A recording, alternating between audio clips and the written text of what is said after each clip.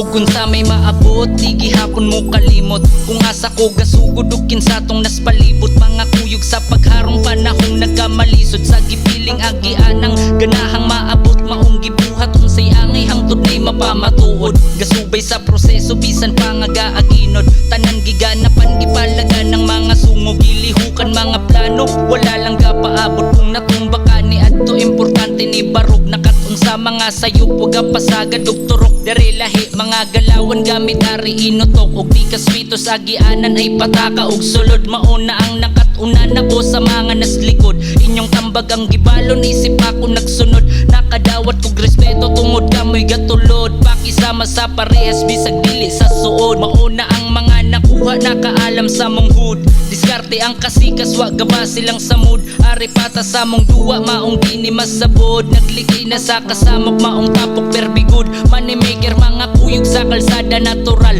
Mga hasla ni dere na ay pagkalirikal lahi. Bisag ikumpara pa nimo di nimo bahar. Bisag di na akong era permanente ning sakar.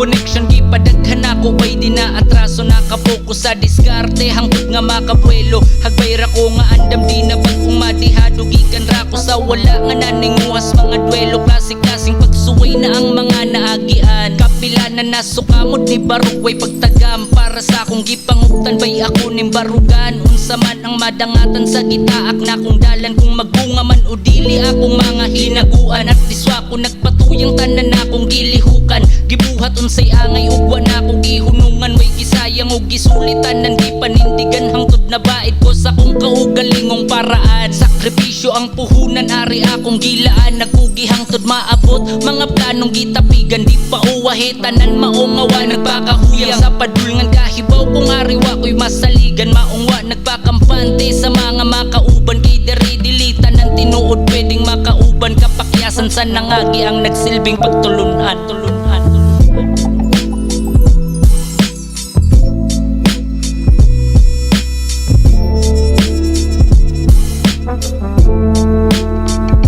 Pamilya inspirasyon sa akong matag sa gubang. Di na ta nagkabata para sa gulan. Pag pinuang wa na ko'y pakabana sa mga nagpakasadalan. Purong kapayapaan lang hangad sa mataglakang mga tunay rin nabilin. Panahong naginahanglan. Daghang ni talikod ba't di na para manghinayang. Kamu usas rason nga nung samot kung giganahan mo padayon sa pagharong paingon sa kadaugan. Di na hadlok mo sugal karon nga sakto nagkaalam. Samad nga ni uwat ang nagpabiling handumanan sa akong kumbating mausap ang kapalaran nato ra nakadepende ang ato ang kalampusan.